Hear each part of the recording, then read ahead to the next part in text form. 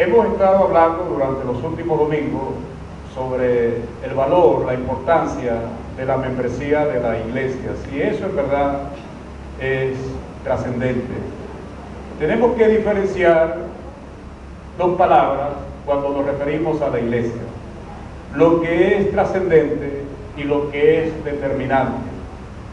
En teología, cuando se aborda la importancia de la iglesia, tenemos que mirar qué son los elementos determinantes y qué son los elementos trascendentes en cuanto a nuestra experiencia cristiana. Por ejemplo, si decimos, es importante que un creyente se bautice para que eso garantice su salvación, decimos que eso no es determinante para la salvación, pero sí es trascendente para que esa persona se identifique con una congregación. Cuando abordamos el tema de la membresía y su importancia, tenemos que también preguntarnos si eso es determinante para mi salvación o eso es trascendente. Igual, decimos que no es determinante ser miembro de una iglesia para que eso garantice nuestra salvación, pero óigame, si es trascendente para que yo pueda desarrollar mi carácter cristiano, es trascendente para que yo pueda hacer la obra del ministerio, es trascendente para que yo pueda en verdad cultivar relaciones de amor con otros creyentes. En ese sentido decimos, la membresía de una iglesia es trascendente en todos los ámbitos que tienen que ver con nuestro crecimiento como personas maduras en Cristo Jesús. Amén. Y quiero recordar un texto que cité en la segunda predicación, que se encuentra en la primera carta a Timoteo, en el capítulo 3 y versículo 15. El apóstol Pablo habla, está dando directrices a Timoteo y le dice lo siguiente: para que citando sepas cómo debes conducirte en la casa de Dios, que es la iglesia del Dios viviente, columna y baluarte de la verdad.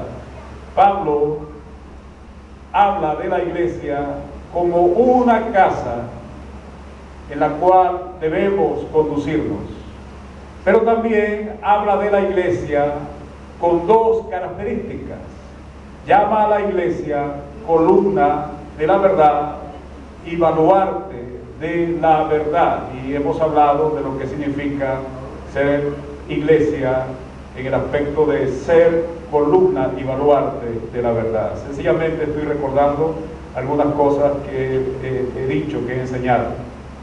Ahora, para nosotros poder entender el concepto, la definición o la importancia de ser miembro de una iglesia local, necesitamos comprender qué es iglesia.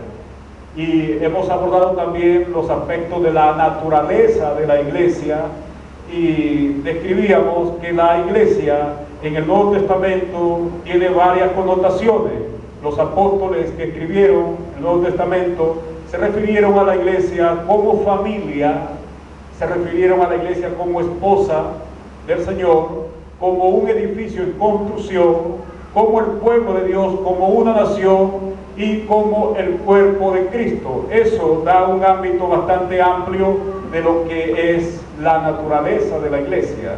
Es decir, no podemos categorizar solo a la iglesia en un aspecto de eso que yo mencioné, pero sí tenemos que mirar cómo la iglesia entra dentro de todos estos conceptos llamados familia, esposa, edificio, construcción, pueblo, nación santa, cuerpo de Cristo. Tenemos que mirar la manera cómo podemos hacer una definición concreta de todos esos aspectos que muestra el Nuevo Testamento. Sin embargo, abordamos la semana pasada que la iglesia como familia muestra tres cosas esenciales, y eso se refiere al ámbito diario de nuestras vidas también. La iglesia como familia tiene tres cosas que en verdad lo hacen ser familia, o la hacen ser familia. La iglesia tiene una identidad. Somos llamados iglesia en un sentido local, pertenecemos a una congregación en determinada localidad, como esta congregación, pero también nos da un sentido de pertenencia, es decir, me identifico con algunos hermanos, aunque puedo saludar a muchos hermanos, y eso es correcto, saludar a los hermanos en el nombre del Señor. Sin embargo, tengo más afinidad con ciertos grupos de hermanos, ¿sí o no? Porque con esos hermanos convivo, con esos hermanos sé dónde viven, quiénes son sus familias, conozco sus vidas cristianas, su experiencia en el Señor, cómo llegaron al Señor, incluso podemos haber crecido juntos dentro de la congregación, porque en el mismo tiempo nos bautizamos y cada uno comenzó a desarrollar un ministerio, ¿sí? Eso sucede dentro de una iglesia local, ¿verdad? Por eso decimos que se da un sentido de pertenencia cuando yo estoy en una iglesia. No sucede así cuando yo estoy, disculpe la expresión, en un viaje turístico, que significa que voy a varias partes. No sucede así, porque yo puedo ir a una congregación un domingo, el otro domingo voy a otra y así voy. No sucede, la vida cristiana no es un viaje turístico. La vida cristiana, cuando se trata de abordar el sentido del compromiso con la iglesia, es algo mucho más puntual. Es como la relación que establece un hombre con una mujer. Se es más comprometido cuando ambos dicen vamos a casarnos, porque se establecen vínculos fuertes, se establece un pacto de compromiso en el cual los dos tienen que salir adelante. Pero es muy distinto que no estemos casados, porque hoy me da igual estar contigo, mañana me da igual no estar contigo.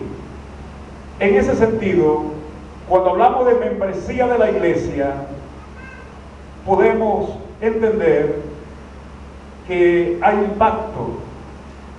Yo me uno a la vida de una iglesia y estoy dispuesto a sufrir, estoy dispuesto a soñar, estoy dispuesto a servir, estoy dispuesto a vivir, a convivir por mucho tiempo con esos hermanos que se congregan en esa iglesia local. Se establecen acuerdos, se establece una filiación mutua en el cual nos comprometemos a amarnos los unos a los otros. Amén. Esta mañana Eliezer hablaba de eso, ¿verdad? Que cuando amamos a nuestros hermanos, no es que vamos a categorizar el pecado y a recriminar y a hacernos a la vista gorda o convertirnos en verdugos de nuestros hermanos, pero sí tenemos la obligación, la responsabilidad de confrontarlos en amor y restaurarlos bajo ese mismo amor. Debe ser así en la vida de una congregación, cuando los miembros se comprometen los unos a los otros. Cuando un miembro de la familia cae, ¿cuál es nuestra responsabilidad como miembro de esa familia? ¿Sacarlo, cortarlo, quitarle la cabeza, echarlo fuera, ya no sirve? ¿O es nuestra responsabilidad restaurarlo, amarlo, porque sigue siendo miembro de mi familia? Hay un dicho por allí que dice: el que se mete con su familia se arruina. Ese es el sentido que el mundo le da y que en verdad tiene implicaciones prácticas. Debería suceder así con la iglesia. Si yo soy parte de una congregación, yo debo amar, cuidar, valorar todo lo que implique esa congregación. Si yo escucho que alguien está hablando mal de mi familia, ¿qué haría yo? Defendería a mi familia, confrontaría a esas personas y les diría en su cara que no deben hablar mal de mi familia. Sucede igual con la iglesia. ¿Puedo yo prestarme como miembro de mi iglesia para apoyar a otros que están hablando mal de mi iglesia? Pero a veces en las iglesias sucede eso. Muchas veces los incrédulos, óigame, no quieren estar en una iglesia Porque los primeros que hablan mal de esa iglesia son los miembros de esa familia que se congregan en esa iglesia. Y entonces ni papá, ni mamá, ni los hijos que son incrédulos quieren ir a esa iglesia, porque el primero que habla mal de esa iglesia es el miembro de esa familia que se congrega en tal congregación. No diga amén. Pero eso sucede. El que le tira a su familia se arruina. Es un dicho popular que tiene implicaciones prácticas. Yo no puedo hablar mal de mi iglesia. Yo no debo hablar mal de mis pastores delante de gente que no aún ni debería hablar mal de mis pastores. Yo no debería hablar mal de los líderes de mi iglesia delante de otras personas. Si hay cosas que están sucediendo en el seno de mi iglesia, ¿cómo debo proceder? ¿Cómo debo actuar para que las cosas mejoren?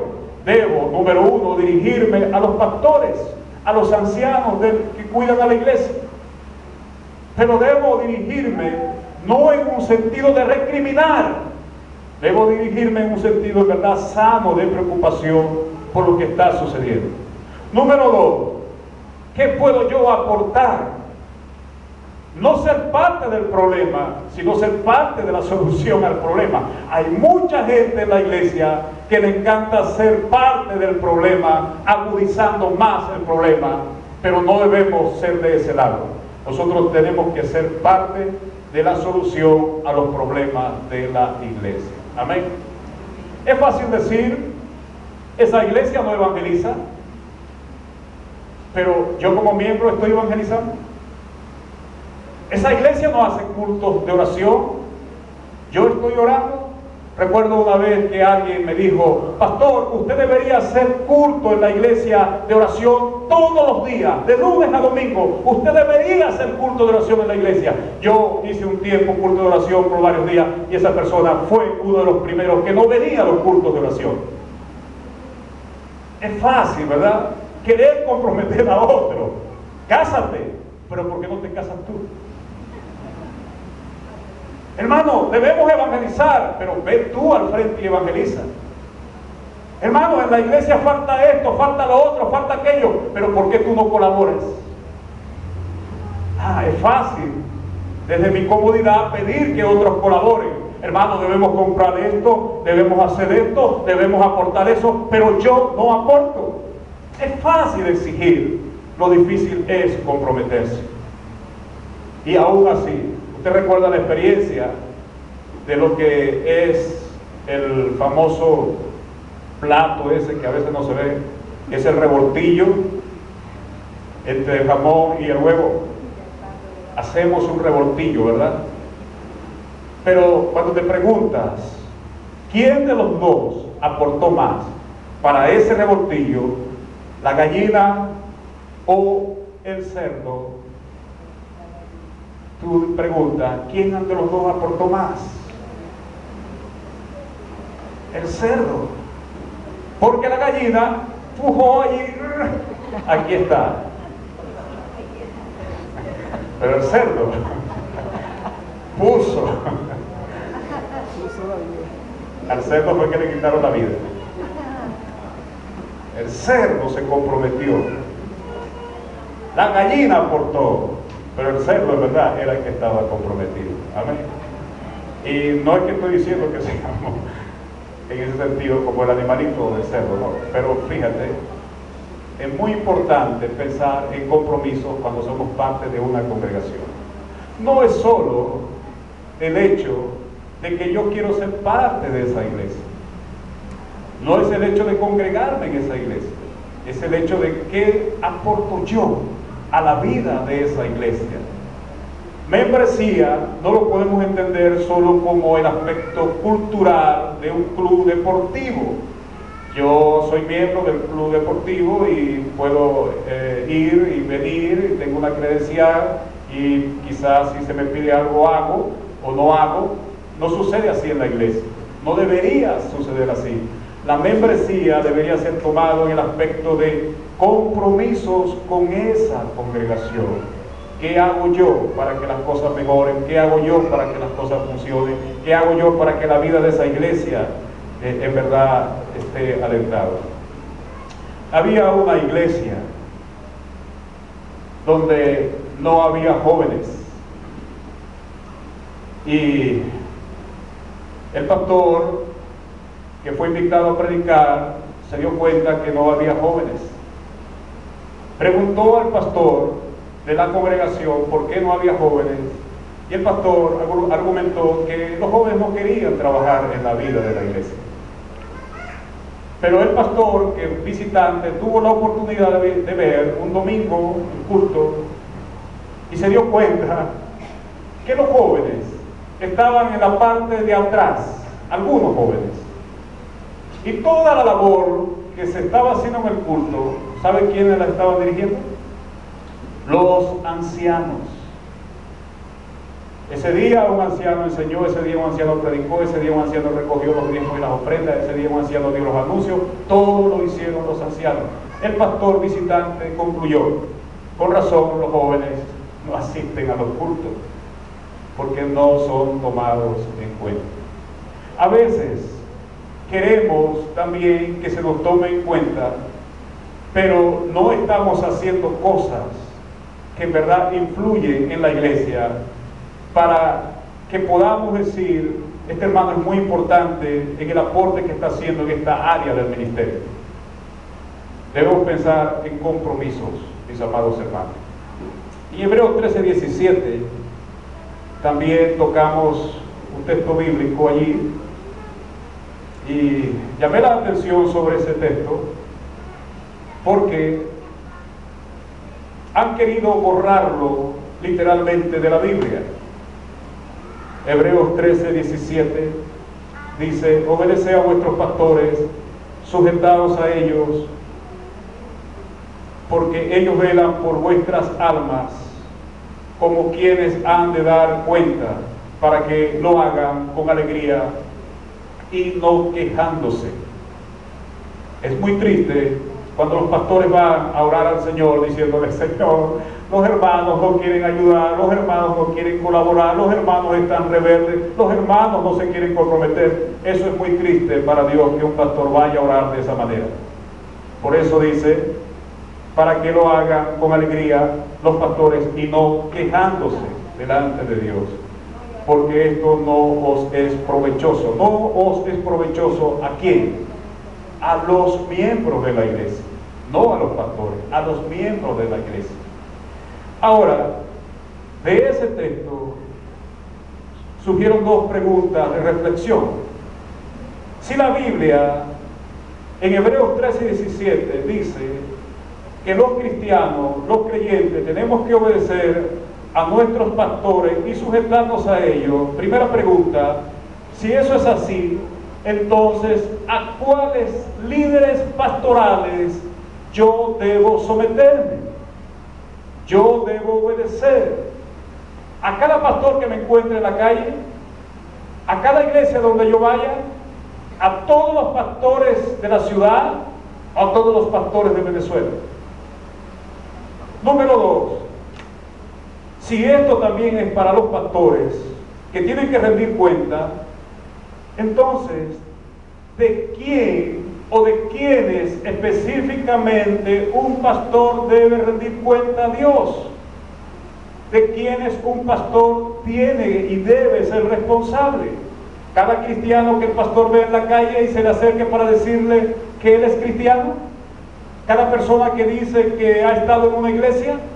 ¿Cada persona que es miembro de una iglesia? Este pastor es responsable de todos los miembros de todas las iglesias, de todos los miembros o hermanos o creyentes de toda la ciudad. ¿De quién en verdad este pastor es responsable? ¿Cómo podemos responder a estas preguntas? A la pregunta número uno: si yo como cristiano, la Biblia me manda a obedecer a mis pastores, ¿a quiénes voy a obedecer? Para entender la respuesta, necesito entender también que se trata de la vida de una iglesia local, de ser parte de un grupo de cristianos que están bajo un compromiso. Entonces, a esos pastores que dirigen específicamente ese grupo de creyentes llamado iglesia, es a ellos a los cuales yo debo someterme, es a ellos a los cuales yo debo hacerme responsable de rendir cuenta de mis actos. Amén. Pero no a cualquiera que me diga que es pastor, sino a esos a los cuales yo estoy dentro del contexto de ese grupo de cristianos y he hecho compromiso con esa congregación.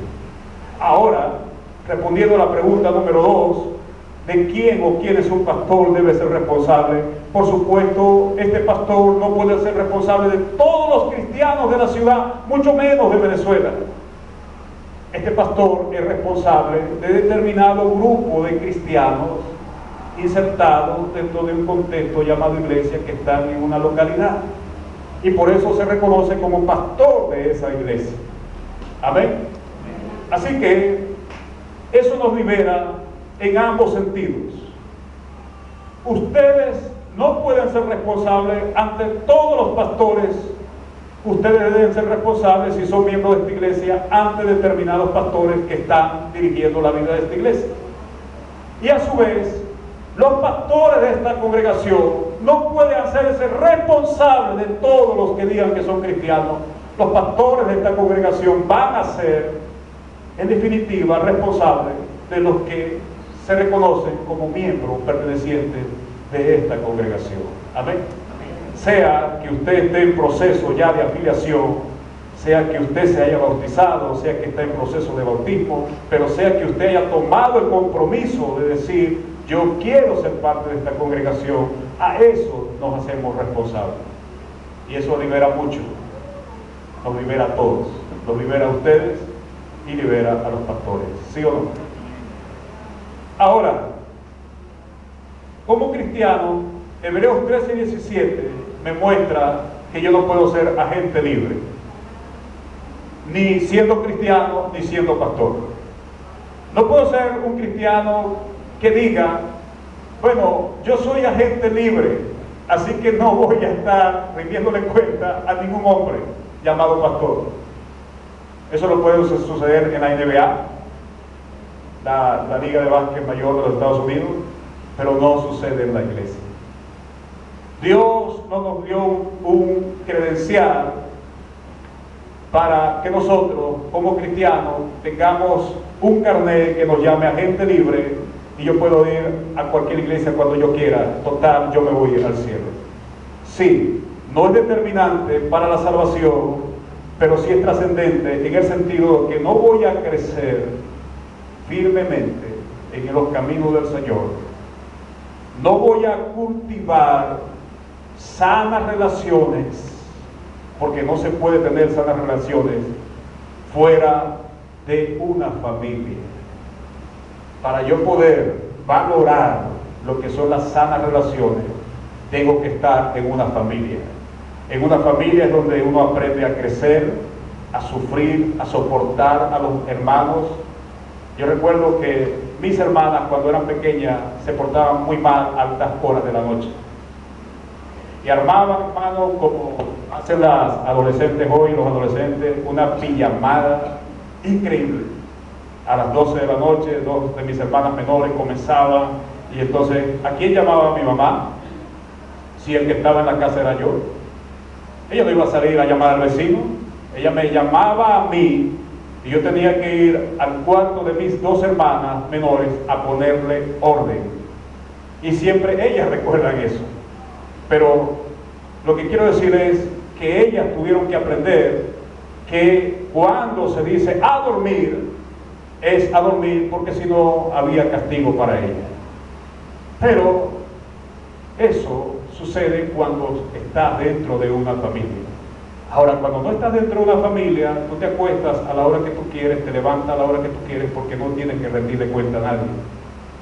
Pero cuando se es miembro de una iglesia, usted no se puede perder de la vida de la iglesia y luego venir muy deportivamente a decir a los pastores, oye pastor, ¿sabe que estuve 3 meses fuera de la iglesia? Pero en esos 3 meses, pastor, no hubo problema porque yo visité esta iglesia, visité la otra y la otra y la otra y ahora estoy aquí, pastor, nuevamente.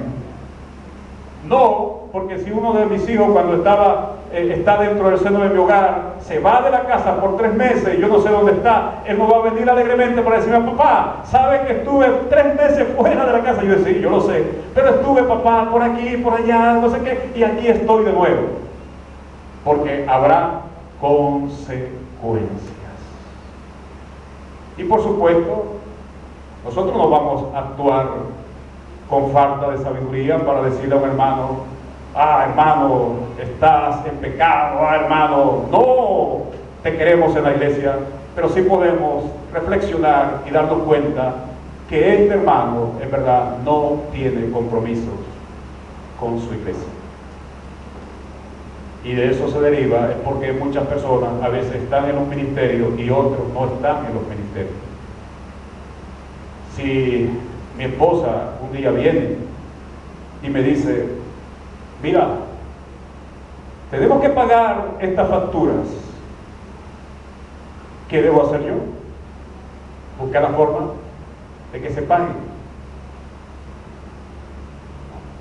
Y si yo le digo que las voy a pagar, estoy comprometiendo mi palabra.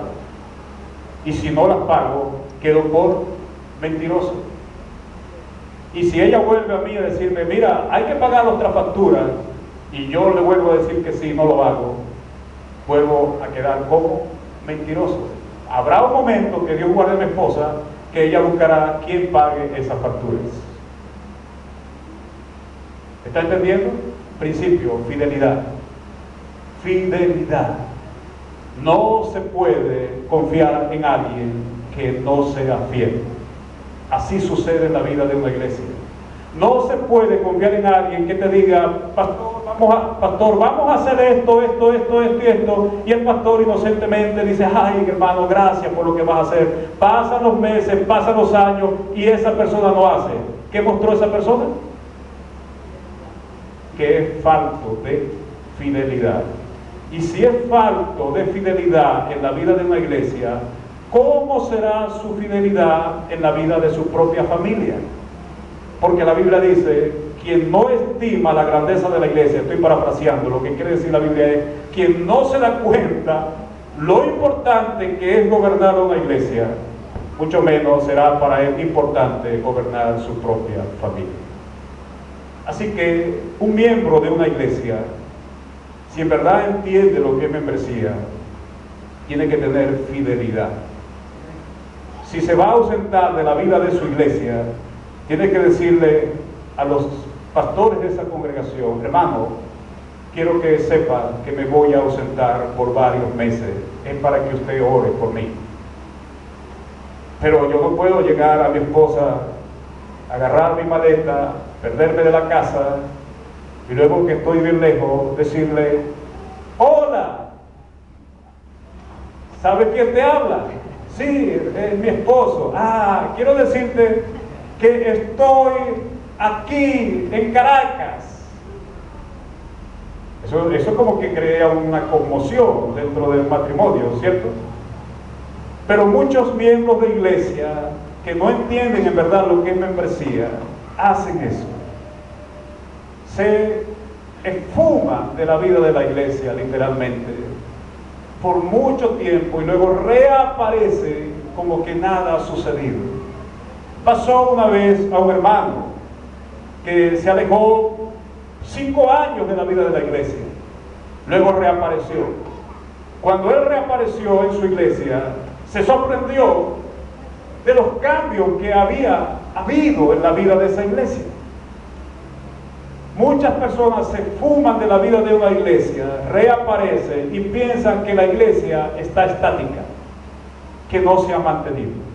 No, la vida de una iglesia continúa porque Dios está vivo y activo en la vida de esa iglesia, aunque yo me haya fumado de la vida de esa congregación. ¿Usted recuerda el viejo cuento del cartero y el que llevaba cartas a la novia del que se fue a la guerra? ¿Te recuerda eso?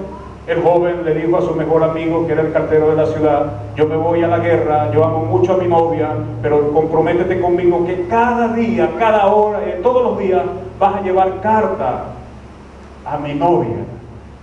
Y el joven cartero le dijo, bueno, sí, me comprometo, llueve, truene, relampaguee, todos los días llevaré cartas a tu novia. Y él escribía sus cartas allá en la guerra, amorosamente, lloraba cuando escribía, se inspiraba, lloraba por su novia, te amo mucho.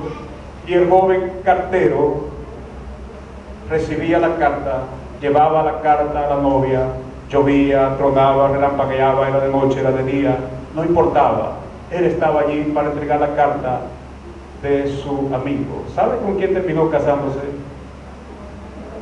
la joven? Con el cartero. Porque el amor no es a la distancia. El amor es algo muy de cerca. Y así es la vida de una iglesia. Cuando yo estoy dentro de una iglesia, el amor no es a la distancia.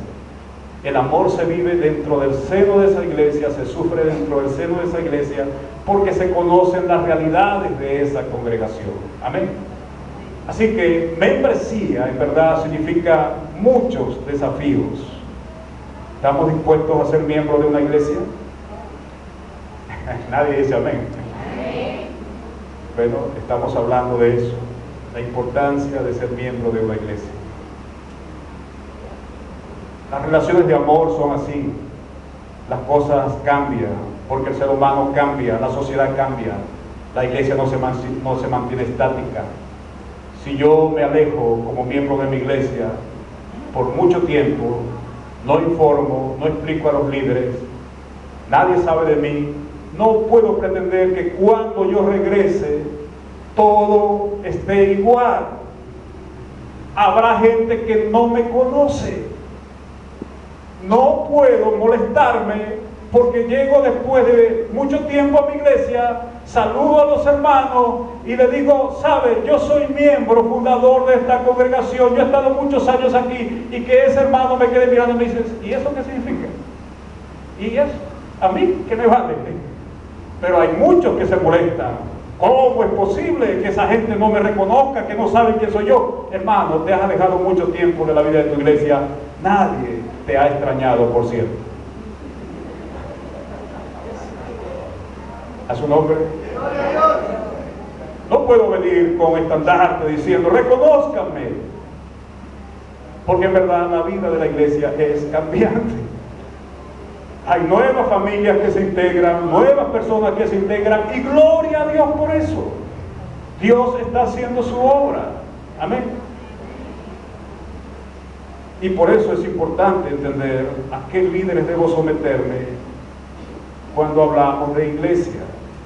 Hermano, la iglesia, ser miembro de una iglesia, no es una opción eclesiológica. Voy a repetir esa frase porque a lo mejor usted no la escuchó bien y no sabe qué significa. Ser miembro de una iglesia no es una opción eclesiológica. Ahora dígale que tiene a su lado, hermano, ser miembro de una iglesia no es una opción eclesiológica. El otro, pregúntale, ¿y eso qué significa? Ok, voy a explicar qué significa.